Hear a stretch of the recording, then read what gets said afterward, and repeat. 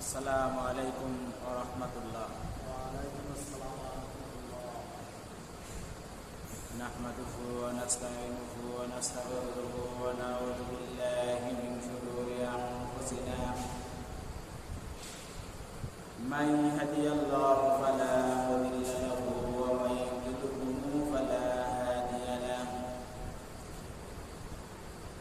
ওয়া নাশহাদু আন লা ইলাহা ইল্লাল্লাহ ওয়াহদাহু লা শারীকা লাহু ওয়া নাশহাদু আন্না মুহাম্মাদান আবদুহু ওয়া রাসূলুহু।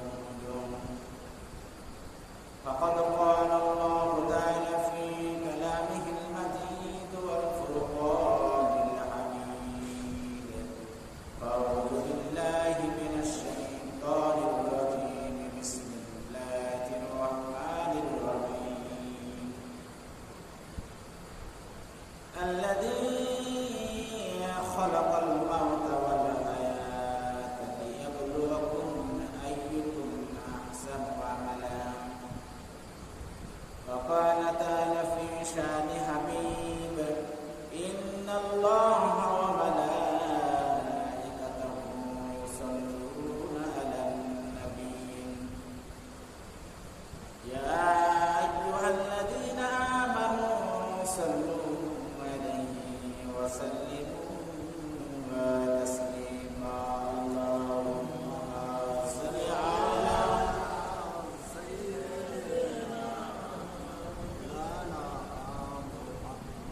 وعلى آل سيدنا وشفيعنا محمد اللهم صل على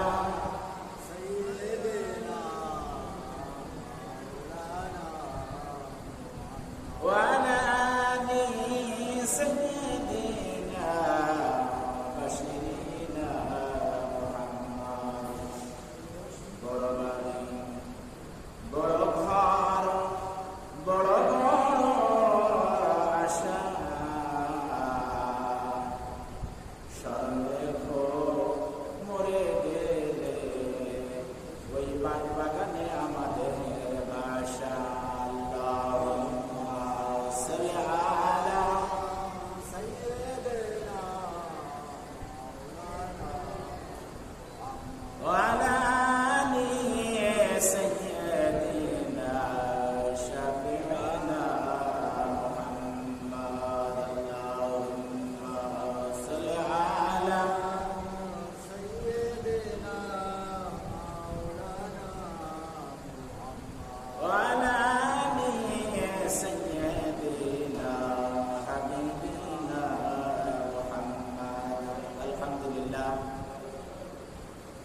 সকল প্রশংসা সেই মহান আল্লাহ রাব্বুল আলামিনের দরবারে, যে মহান আল্লাহ রাব্বুল আলামিন আপনাদেরকে এবং আমাকে সপ্তাহের শ্রেষ্ঠ দিন জুমার দিন মসজিদে আসার তৌফিক দিয়েছেন। এজন্য আমরা আল্লাহর শুকরিয়া আদায় করি, বলি আলহামদুলিল্লাহ। আলহামদুলিল্লাহ। আমরা আরও শুকরিয়া আদায় করি এজন্য যে মুহূর্তে আমরা এই মসজিদের ভিতরে এসির নিচে বসে আছি, ঠিক এমন একটা সময় আমাদের উত্তরাঞ্চল ফেনী, কুমিল্লা, নোয়াখালী, সোনাগাছি সহ প্রায় 12টি জেলা ভারত থেকে আসা পাহাড়ি ঢল এবং ভারী বৃষ্টির কারণে যারা এই মুহূর্তে নামাজ তো দূরের কথা, তাদের মাথা গোজার ঠাঁই পর্যন্ত তারা পাচ্ছে না। এজন্য আল্লাহ রাব্বুল আলামিন আমাদেরকে ভালো রেখেছেন, আমাদের আবহাওয়া অনুকূল আছে। আমরা শুকরিয়া আদায় করে বলি আলহামদুলিল্লাহ। আলহামদুলিল্লাহ। এবং আমরা তাদের জন্য দোয়া করি যে আল্লাহ রাব্বুল আলামিন তাদেরকে এই বিপদ থেকে মুক্ত রাখুন। আর আমরা আমাদের সাধ্য অনুযায়ী তাদের পাশে থাকারও চেষ্টা করবো ইনশাআল্লাহ। লাখো কোটি দুরূদ ও সালাম সেই মহান নবীর প্রতি, জানাকে সৃষ্টি না করলে এই আসমান জমিন কিছুই সৃষ্টি হতো না, তার ঈশানে আমরা একবার দুরূদ বলি সাল্লাল্লাহু আলাইহি ওয়াসাল্লাম। আমি আপনাদের সম্মুখে গত সপ্তাহে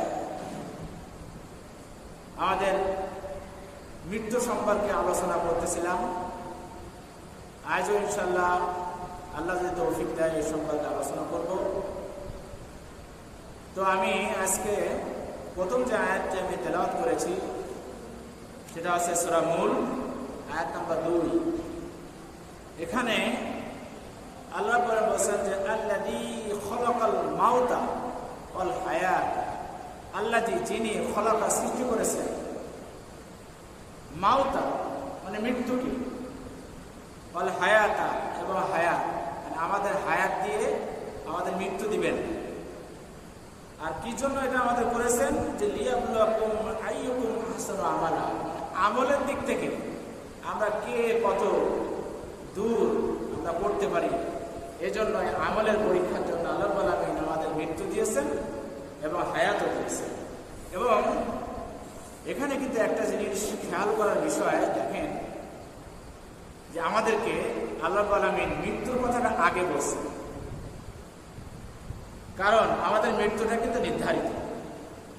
আপনি আমি যখন চাকরি করব, এই যে আমি যে চাকরি করি, আমার কিন্তু যে চাকরির কত তারিখে আমি রিটায়ারমেন্টে যাব, কত তারিখে আমার চাকরি শেষ হয়ে যাবে, এটা কিন্তু ঠিক করা। ঠিক তেমনি আল্লাহ রাব্বুল আলামিন আমাদেরকে কিন্তু সৃষ্টি করে আমাদের মৃত্যুটা কিন্তু নির্ধারণ করে দিয়েছে। সেই মৃত্যু নিয়েই আমরা আলোচনা করতেছিলাম, গত সপ্তাহে করেছি এবং এই সপ্তাহে করব। নবীজি সাল্লাল্লাহু আলাইহি সাল্লাম সাহাবীদেরকে বললেন, ও আমার সাহাবীরা, তোমরা কি কেউ বলতে পারো যে মৃত্যু আমাদের কত নিকটে? তখন এক সাহাবী বলছেন, ইয়া রাসূলুল্লাহ, ইয়া হাবিবাল্লাহ, আমি সকালবেলায় সূর্য উদয় আমি দেখেছি, কিন্তু আমি জানি না, আমি বলতে পারবো না যে আজকের এই সূর্য অস্ত যাওয়া আমি দেখতে পারবো কিনা। নবীজি বললেন, তুমি তো মৃত্যুকে অনেক দূরে রেখেছো। এরপর আরেকজন সাহাবী বলছেন, ইয়া রাসূলুল্লাহ, ইয়া হাবিবাল্লাহ, আমি মনে করি আজকে আমি ফজরের নামাজ পড়েছি, জোহরের নামাজ আমি পড়তে পারবো কিনা এটা আমি জানি না। নবী করিম সাল্লাল্লাহু আলাইহি সাল্লাম বললেন, তুমিও মৃত্যুকে অনেক দূরে রেখেছো। আরেকজন সাহাবী বলছেন, ইয়া রাসূলুল্লাহ, ইয়া হাবিবাল্লাহ, আমি 2 রাকাত নামাজের আমি নিয়াত করে দাঁড়িয়েছি, 1 রাকাত নামাজ আমি পড়েছি, আর 1 রাকাত নামাজ আমি পড়তে পারবো কিনা এটুকু আমি জানি না। আল্লাহ রাসূল বলছেন, তুমিও মৃত্যুকে অনেক দূরে রেখেছো। এরপর আরেক সাহাবী বলছেন, ইয়া রাসূলুল্লাহ, ইয়া হাবিবাল্লাহ, আমি একটা সিজদা দিয়েছি, আর একটা সিজদা আমি দিতে পারবো কিনা এটা আমি জানি না। নবীজি বললেন, তুমিও মৃত্যুকে অনেক দূরে রেখেছো। তখন নবী করিম সাল্লাল্লাহু আলাইহি ওয়াসাল্লাম বললেন, ও আমার সাহাবীরা, তোমরা শোনো তোমরা, আমি বলছি যে মৃত্যু কত আমাদের নিকটে। নবী করিম সাল্লাল্লাহু আলাইহি ওয়াসাল্লাম বললেন, আমি একটা নিঃশ্বাস নিয়েছি, সেই নিঃশ্বাসটা আমি ফেলতে পারবো কিনা, এর থেকেও আমাদের কাছে মৃত্যু নিকটে। বলুন সুবহানাল্লাহ। সাহাবীরা অনেক রকম বর্ণনা করলেন। তখন নবী করিম সাল্লাল্লাহু আলাইহি ওয়াসাল্লাম বললেন, না, আমরা একটা নিঃশ্বাস আমরা নিয়েছি, এই নিঃশ্বাসটা আমরা ফেলতে পারবো কিনা, এর থেকেও মৃত্যু আমাদের কাছে অনেক নিকট।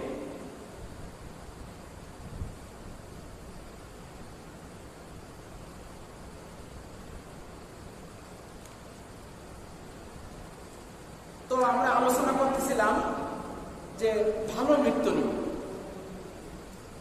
তো ভালো মৃত্যুর আরেকটা লক্ষণ হচ্ছে যে মৃত্যু ব্যক্তি যখন মৃত্যুবরণ করতে যাবে, মৃত্যুবরণ করার সময় তার কপালটা ঘেমে যাবে। তিরমিজি শরীফের 982 নম্বর হাদিসে আন আব্দুল্লাহ বিন বুরাইদা আন আবিহি আন নবী সাল্লাল্লাহু আলাইহি ওয়াসাল্লাম قال المؤمن بعراق জামিন। আব্দুল্লাহ ইবনে বুরাদা রাদিয়াল্লাহু তাআলা আনহু তিনি তার পিতা হতে বলছেন যে নবী করিম সাল্লাল্লাহু আলাইহি ওয়াসাল্লাম বলছেন, আল মুমিনু, একজন মুমিনের মৃত্যু যখন হয়, মৃত্যুর সময় যখন উপস্থিত হয়ে যায়, তার কপালটা ঘেমে যায়। আবার মনে করবেন না যে যার কপাল ঘামতেছে না তার আবার খারাপ মৃত্যু হচ্ছে, এটা কিন্তু মনে করবেন না, এটা একটা আলামত। এরপরে আবু দাউদ শরীফের 3116 নম্বর হাদিসে হযরত মুআয ইবনে জাবাল রাদিয়াল্লাহু তাআলা হতে বর্ণিত, তিনি বলেন, ক্বালা রাসূলুল্লাহ সাল্লাল্লাহু আলাইহি ওয়াসাল্লাম, রাসূলুল্লাহ সাল্লাল্লাহু আলাইহি ওয়াসাল্লাম বলেন, মান কানা আখিরু কালামিহি লা ইলাহা ইল্লাল্লাহ দাখালাল জান্নাহ।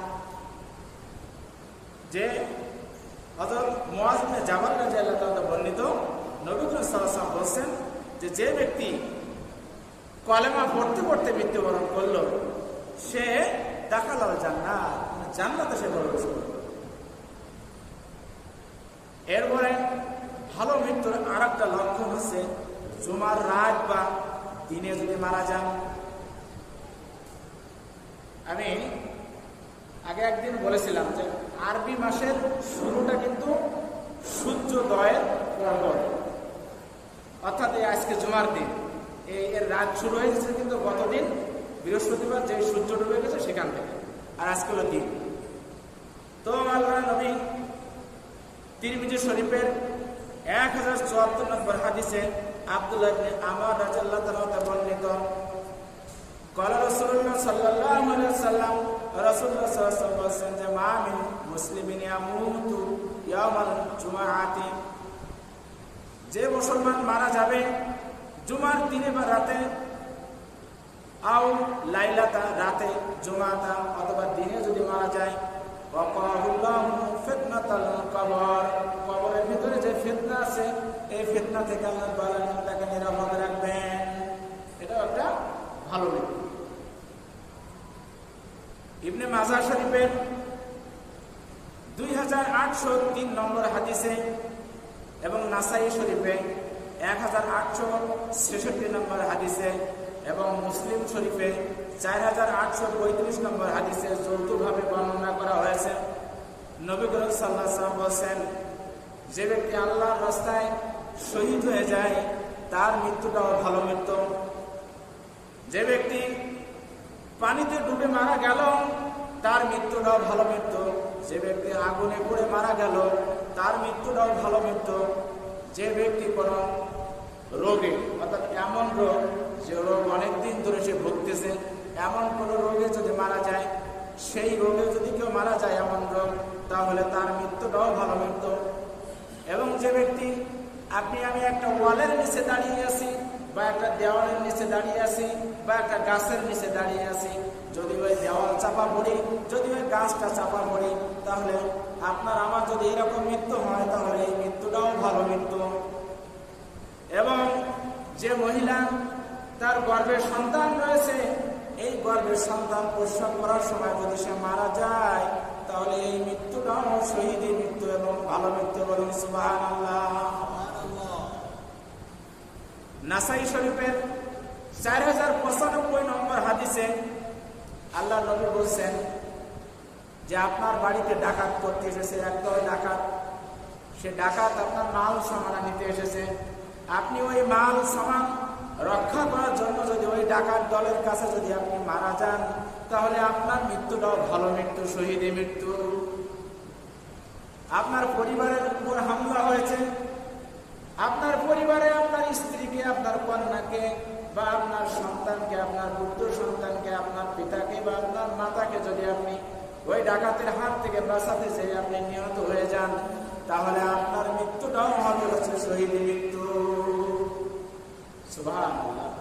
এরকম ডাকাত পড়ে না, অনেক জায়গায় ডাকাত আসে। এই যে কিছুদিন আগে তো ডাকাত আসছে, আমরা অনেকেই আমরা রাত জেগে জেগে পাহারা দিয়েছি এই ডাকাতের হাত থেকে বাঁচার জন্য। তো এই ডাকাতের কবলে যদি কেউ মৃত্যুবরণ করে তাহলে তার মৃত্যুটাও ভালো মৃত্যু, শহীদ মৃত্যু।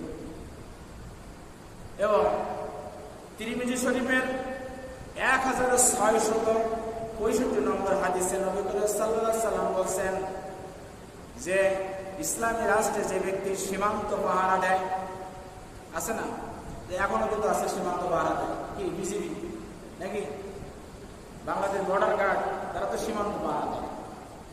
তো আল্লাহ রাসূল বলেছে যে ব্যক্তি ইসলামী রাষ্ট্রে সীমান্ত পাহারা দিবে, সে যদি একটা দিন বা একটা রাত যদি সে সীমান্ত পাহারা দেয়, তাহলে একাধারে সে 1 মাস নফল রোজা এবং রাতে সে একাধারে 1 মাস নফল নামাজ পড়ার চেয়েও বেশি সওয়াব তার আমলনামায় রাখা হয়, তার আমলনামায় দেওয়া হয়। সুবহানাল্লাহ।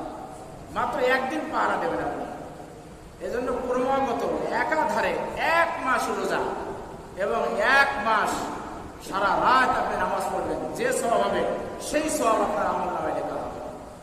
এবং ভাগ্যক্রমে বলেন আর দুর্ভাগ্যক্রমে বলেন, আপনি যদি এই সীমান্ত পাহারারত অবস্থায় যদি আপনি মারা যান, আপনার মৃত্যুটাও হবে শহীদের মৃত্যু, বলেন সুবহানাল্লাহ, এবং ভালো মৃত্যু। আর কি হবে, সে যদি তাকে কবর দেওয়া হলো, এবং কবর দেওয়া হলে আমরা তো জানি যে আমাদের 3টা আমল ছাড়া আর কোনো আমল কবরে যায় না। কিন্তু এই রকম ভাবে যে ব্যক্তি মারা যাবে, কিয়ামত পর্যন্ত তার কবরে সে যে আমল করে গেছে এই আমলটা বর্ধিত হতে থাকবে, মানে বাড়তে থাকবে। বলো সুবহানাল্লাহ। এরপরে দেখেন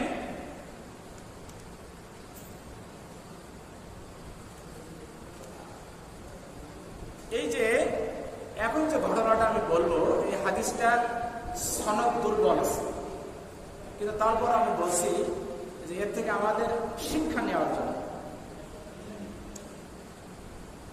এটা হচ্ছে যে আমরা নিশ্চয়ই জানি যে এক জামানায় যখন নবী আসছে, সেই জামানায় কিন্তু মানে আল্লাহর বিরোধিতা করার জন্য 1জন করে বা 2জন 3জন এরকম জাহেল, তারা আবার নিজেদের খুদাইও দাবি করছে। ঠিক যেমন দেখেন যে ফিরাউন যখন ছিল, তখন সেই আমলের নবী কে ছিল?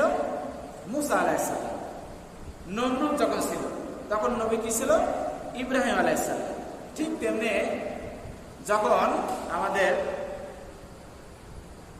সাদ্দাতের আমল ছিল, তখন নবী ছিলেন হুদ আলাইহিস সালাম। তো এই সমস্ত নবীরা খেয়াল করে দেখেন, এনারা যখন দাওয়াত দিছে, আগে কিন্তু এই রাঘব বোয়ালকে দাওয়াত দিছে। অর্থাৎ ওই জামানায় মানে যে যখন ওই জামানার মানে নিয়ন্ত্রণ করত, তাকেই কিন্তু আগে দাওয়াত দিছে। আর আমাদের দাওয়াতের সিস্টেম কিন্তু আলাদা। হ্যাঁ, আমরা কিন্তু দাওয়াত দেই আগে মুসলমানদের, কিন্তু না, আপনার এলাকায় সবচেয়ে যে ক্ষমতাধর, সবচেয়ে যে শক্তিশালী, আপনার এলাকায় যে নেতা, যে ওই সমাজকে পরিচালিত করে, সে যদি আল্লাহ বিরোধী হয়ে থাকে, তাহলে প্রথম দাওয়াত আমাদেরকে তাকেই দিতে হবে। তো হুদ আলাইহিস সালাম দাওয়াত দিচ্ছে সাদ্দাতকে। তো দাওয়াতের এক পর্যায়ে হুদ আলাইহিস সালাম তাকে মানে যদি ইসলাম গ্রহণ করে, যদি সে মুমিন হয়, তাহলে সে জান্নাত লাভ করবে। সে জান্নাতে কি পাবে, এই জান্নাতের বর্ণনা সুন্দর করে দিয়েছে। তো দেওয়া হয়ে গেলে এরপর সাদ্দাত বলছে, হুদ আলাইহিস সালাম, তুমি শোনো, তুমি আমাকে যে জান্নাতের বর্ণনা দিছো, আমিও ঠিক এরকম জান্নাত তৈরি করব। আমি এরকম জান্নাত তৈরি করব। এটা কি সম্ভব? আসলে কি সম্ভব? মানুষ কি পারবে? পারবে না। কিন্তু তার খায়ের জাগছে যে সে জান্নাত তৈরি করবে। এই জান্নাত তৈরি করার জন্য সে কি করছে? 20 কিলোমিটার জায়গা সে একোয়ার করে ফেলছে, 20 কিলোমিটার জায়গা, এবং সেখানে সে 22,000 শ্রমিক সে নিয়োগ করছে। এই 22,000 শ্রমিক একাধারে 20 বছর সেখানে তারা কাজ করেছে এবং এই কাজ করেছে মানে তার ভিতরে নদী খনন করেছে, যেমন ভেস্তে নদী রয়েছে। হুদ আলাইহিস সালাম বলছে ভেস্তে নদী রয়েছে, সে ভেস্তে নদীর মতো নদী তৈরি করেছে। হুদ আলাইহিস সালাম বলছে যে ভেস্তে মধুর নদী রয়েছে, সে মধুর একটা নদী তৈরি করেছে। হুদ আলাইহিস সালাম তাকে বলছে ভেস্তের ভিতরে দুধের নদী রয়েছে, সে দুধের জন্য এরকম আলাদা একটা নদী করেছে। হুদ আলাইহিস সালাম বলছে যে ভেস্তের ঘরগুলো হবে সোনা এবং রূপার, সে সোনা দিয়ে দিয়ে ছোট ছোট সে কামরা তৈরি করেছে। হুদ আলাইহিস সালাম বলেছেন যে বেহেশতে যে হুর এবং গিলমান থাকবে তাদের বয়স থাকবে 17 থেকে 22 বছরের মধ্যে। সে এলাকা থেকে, তার দেশ থেকে যাদের বয়স 17 থেকে 22 বছর রয়েছে, এরকম করে যারা পুরুষ এবং মহিলা, যে সমস্ত মেয়েদেরকে বিবাহ হয় নাই, এই 17 থেকে 22 বছর এই মেয়েদের গুলো, এই ছেলেগুলোকে সে আগে বেহেশতের মধ্যে সে দিয়ে দিয়েছে। 60টি রাজ্যের বন্ধু ছিল তার 7 জন। এই 60টি রাজ্যের থেকে সে যত স্বর্ণ ছিল, যত সোনার খনি ছিল, সব স্বর্ণ সে এক জায়গায় করছে। এক জায়গায় করে এসে এই ঘরগুলো সোনা দিয়ে দিয়ে তৈরি করেছে। তো ঠিক এরকম সোনা সে সংগ্রহ করতে করতে করতে করতে একজন বিধবা মহিলা, তার স্বামী মারা গেছে এবং তার পিতা মাতাও কেউ নাই, তার একমাত্র সম্বল ছিল অল্প কিছু স্বর্ণ। যখন তার কাছে ওই স্বর্ণটা নিতে গেছে, সে বলছে, না, আমার স্বামীর শেষ স্মৃতি এবং এটাই হচ্ছে আমার সম্বল, আমার এই সম্বলটুকু তোমরা নিও না, নিও না। কিন্তু কে শুনে কার কথা, জোর করে ধস্তাধস্তি করে এক পর্যায়ে তাকে মাটিতে ফেলে দিয়ে তার কাছ থেকে ওই স্বর্ণটা জোর করে নিয়ে এসেছে। যখন জোর করে নিয়ে এসেছে, এ তো মজলুম। আমি আগে এক সপ্তাহে বলেছিলাম যে 3 ব্যক্তির দোয়া কিন্তু আল্লাহ তাআলা, সেটা বদ দোয়া হোক বা ভালো দোয়া হোক, আল্লাহ আলামিন সঙ্গে সঙ্গে কবুল করে নেন। তার মধ্যে একজন হচ্ছে মজলুম, আরেকজন হচ্ছে মুসাফির, আরেকজন হচ্ছে আপনার পিতা এবং মাতা। এই 3 ধরনের লোক যদি ভালো দোয়া করে, আল্লাহ আলামিন সাথে সাথে কবুল করে নেন। যদি খারাপ দোয়া করে আল্লাহ আলামিন, যদি বদ দোয়া করে আল্লাহ আলামিন সাথে সাথে কবুল করে নেন। এই মহিলা মাটিতে পড়েছে, আল্লাহর কাছে বলছে, ও আল্লাহ, যে কারণে আমার কাছ থেকে আমার শেষ সম্বল, আমার এই সোনাটুকু নিয়ে গেল, আল্লাহ তুমি ওই সাদ্দাতকে তুমি ভেস্তে তুমি যেতে দিও না, দিও না। সেজন্য তার ওই শখের ভেস্তে, শখের জান্নাতে সে প্রবেশ করতে না পারে। কবুল হয়ে গেছে আল্লাহর দরবারে। সুন্দর করে তৈরি করে সে যখন ঘোড়ার পিঠে উঠে ওই জান্নাতে সে প্রবেশ করতে গেছে, এমন সময় দেখে জান্নাতের দরজার কাছে একজন ফকির বসে আছে। জিজ্ঞাসা করছে তার লোকদেরকে, সাদ্দাতের লোকদেরকে জিজ্ঞাসা করছে, আমার লোকজন, আমি তোমাদেরকে বলেছিলাম যে আমি জান্নাত যখন উদ্বোধন করবো এই গেটে যেন কেউ না থাকে, কিন্তু এই ফকির কেন গেটে রয়েছে? যখন ফকিরের কাছে গেল, ফকির উঠে দাঁড়িয়ে গেল। দাঁড়িয়ে যাওয়ার পরে ফকির সাদ্দাতকে বলছে যে ঘোড়া থেকে মুখটা একটু নিচু করো, একটু মুখটা একটু নিচু করো। মুখটা যখন নিচু করে সাদ্দাতের কানে কানে যে বলছে যে আমি কিন্তু সাধারণ কোন ফকির না, আমি কিন্তু আল্লাহর তরফ থেকে আসা আজরাইল, তোমার জান আমি কবজ করব। কার দোয়া? ওই যে মুসলিমের দোয়া। নির্যাতিত মানুষ যদি দোয়া করে, সেই দোয়া কিন্তু আল্লাহর দরবারে কবুল হবেই হবে। সেটা আমরাও বুঝতে পারছি। 16 বছর পরে হলেও কিন্তু মুসলিমের দোয়া কবুল হয়ে গেছে। দোয়া কবুল হয়ে গেছে। সাদ্দাত বলছে, ভাই আজরাইল, আমি তোমার কাছে এক মুহূর্ত, অল্প একটু মুহূর্ত আমি সময় চাচ্ছি তোমার কাছে, আমাকে একটুখানি সময় দাও, আমি জান্নাতটা একটু উদ্বোধন করে দেই। তখন তাকে কোনো সময় দেওয়া হলো না, এবং এটা কোরআনেও রয়েছে, সূরা নামলের 61 নম্বর আয়াতে আল্লাহ কোরআন বলছেন, ওয়ালাউ ইয়াখিদুল্লাহুন নাস বিজুলমিহিম মা তারাকা আলাইহা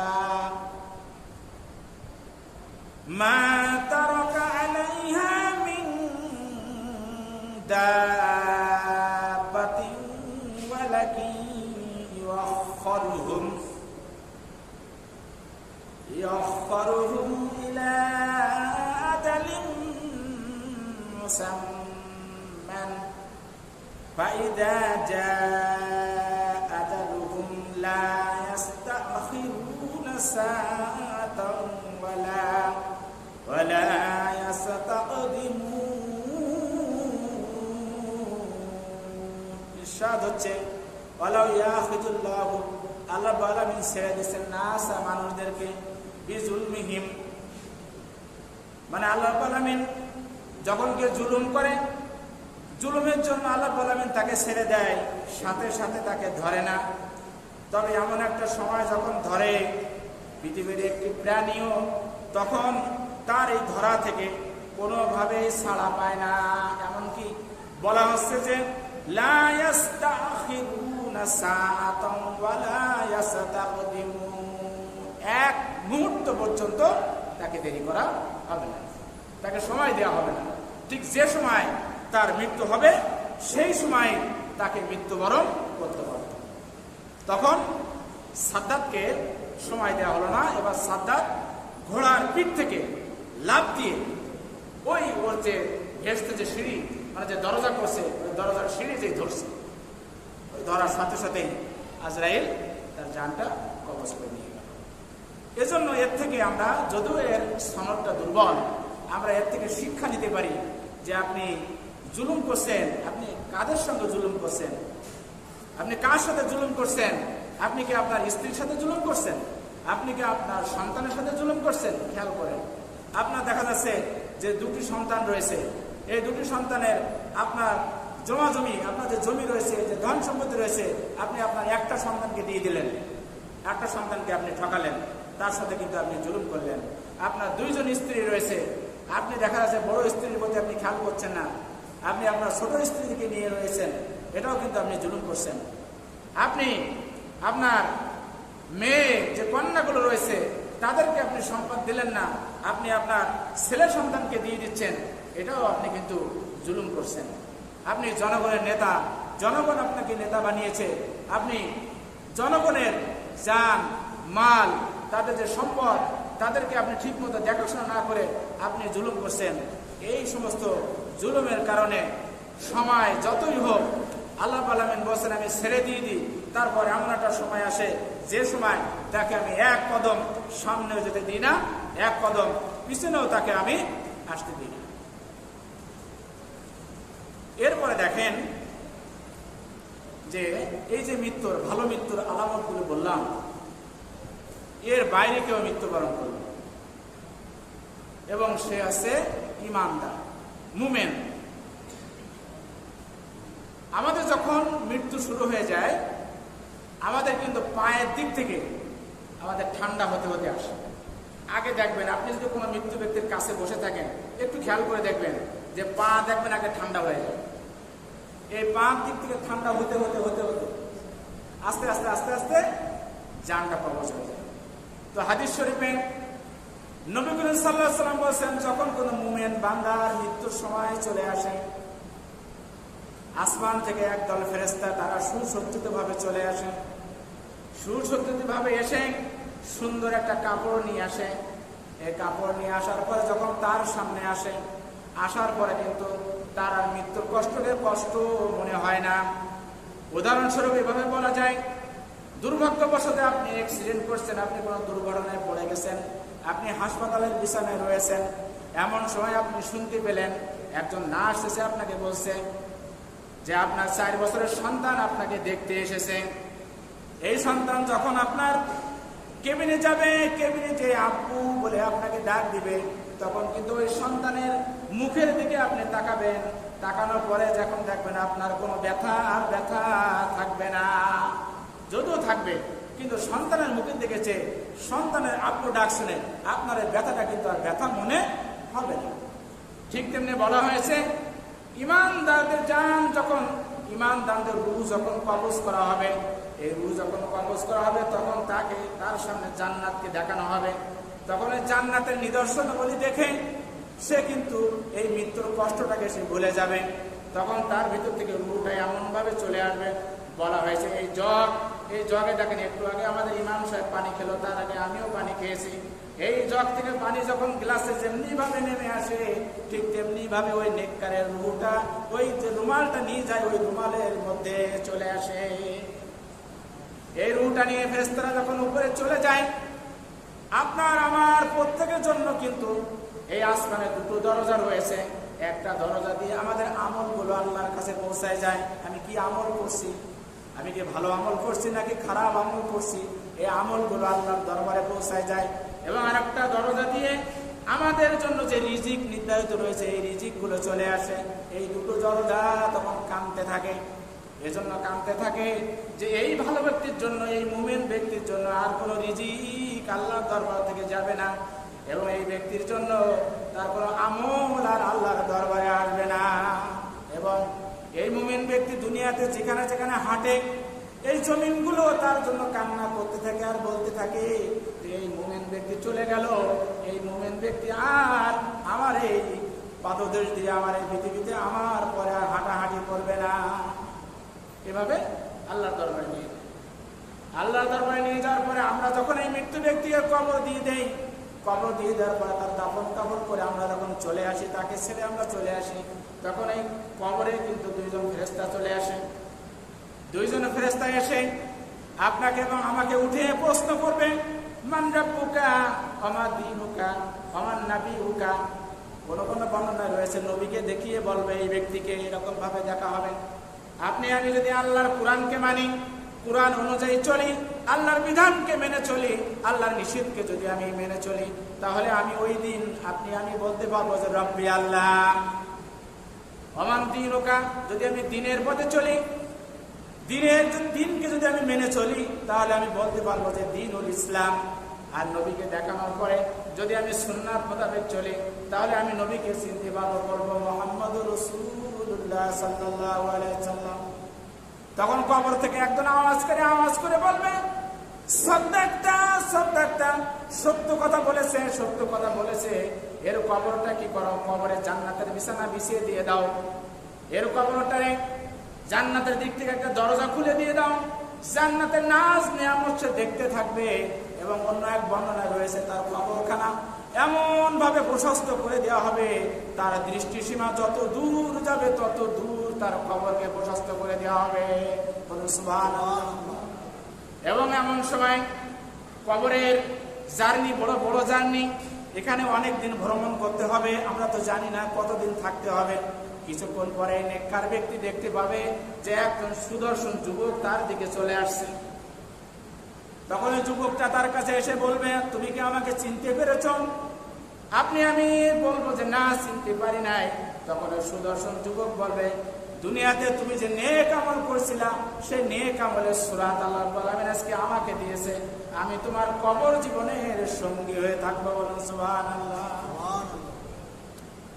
আর আপনি আমি যদি বদকার হয়ে যাই, কুচ্ছিত ফেরেশতা আমার সামনে চলে আসবে, আপনার আমার সামনে চলে আসবে। আপনার আমার রূহটা যখন নেওয়ার জন্য তারা আসবে, আমার রূহটা, আপনার রূহটা আমার দেহের ভিতরে ছোটাছুটি করতে থাকবে, আপনার আমার চোখগুলো বড় বড় হয়ে যাবে। তখন সে জোর করে আপনার আমার থেকে রূহটা নিয়ে চলে যাবে। হাদিসে এসেছে ঠিক যেমনি ভাবে একটা জ্যান্ত মানুষের শরীর থেকে তার চামড়াটা ছিলে নেওয়া হয়, যেমন কষ্ট হয়, এর থেকেও বেশি কষ্ট হবে বদকারের রূহ যখন কবজ করা হবে। বলুন নাউজুবিল্লাহ। এবার তারা একটা ময়লা কাপড়ে, একটা দুর্গন্ধযুক্ত কাপড়ে করে তার রূহটা নিয়ে যাওয়া হবে। এরপর তাকে যখন এরকম দাফন করা হবে, দাফন করার পরে কবরে ফেরেশতা আসবে, তাকে যখন এরকম জিজ্ঞাসা করা হবে, মান রাব্বুকা ওমা দীনুকা ওয়া নাবিয়ুকা, বলবে কাজ্জাবাত কাজ্জাবাত, আমি তো কিছুই জানি না, আমি কিছুই জানি না। কি করে জানবে? সে তো আল্লাহর বিধান মেনে চলে নাই, বরং যারা আল্লাহর বিধান মেনে চলতো তাদেরকে শাস্তি দিত। সে যখন কোথাও কোনো ওয়াজ মাহফিল হতো, ওয়াজ মাহফিল নিজে করতে দিত না, এবং ওই ওয়াজ মাহফিলের বাধা হয়ে দাঁড়াতো। কোনো দাড়িওয়ালা মানুষ যখন সে দেখতো, যখন কোনো পাঞ্জাবিওয়ালা মানুষকে দেখতো, তখন তাদেরকে নির্যাতন করতো, তাদেরকে জঙ্গি সাজাতো, তাদেরকে আয়না ঘরে আটকায় রাখতো। এমনি ভাবে নির্যাতন করেছে, শুধু কি করে বলবে এই প্রশ্নের উত্তরগুলো সে বলতে পারবে না। তখন যখন বলতে পারবে না, তখন তার একজন আওয়াজ করে বলবে যে মিথ্যা কথা বলছে, এর কবরে দোজখের বিছানা বিছিয়ে দিয়ে দাও, এর কবরটা এমন সংকীর্ণ করে দাও, এমন সংকীর্ণ করে দেওয়া হবে, দুই পাশের মাটি এমন ভাবে চাপ দিবে যে এক পাশের হাড্ডি আরেক পাশের হাড্ডির সঙ্গে লেগে যাবে। এবং তার কবরেও একজন যুবক নিযুক্ত করা হবে, কিন্তু এর চেহারা হবে কুৎসিত, কারণ এটা হচ্ছে বদ আমলের কারণে হয়েছে। এবং হাদিসের ভিতরে বর্ণনা করা হয়েছে যে তার কবরে এমন একজন ফেরেশতা নিযুক্ত করা হবে যে ফেরেশতা চোখেও দেখবে না, কানেও শুনবে না, এবং এমন একটা হাতুড়ি দিয়ে তার মাথায় আঘাত করা হবে। একবার যখন আঘাত করা হবে তার মাথাটা চূর্ণ বিচূর্ণ হয়ে যাবে। চূর্ণ বিচূর্ণ হয়ে যাওয়ার পরে ওই ফেরেশতা বলবে কুন ফায়াকুন, হও এবং হয়ে যাও, সাথে সাথে আবার পূর্বের মতো হয়ে যাবে। ঠিক এভাবে তাকে কিয়ামত পর্যন্ত শাস্তি দেওয়া হবে। এখন আপনি আমি মনে করতে পারেন যে যাদের কবর দেওয়া হয় না তাদের কি হবে? আসলে এটা কিন্তু কবর দেওয়ার সাথে কোনো ফ্যাক্ট না। এটা হচ্ছে আলমে বারজাখ। আমাদের জন্য আর একটা জগৎ রয়েছে।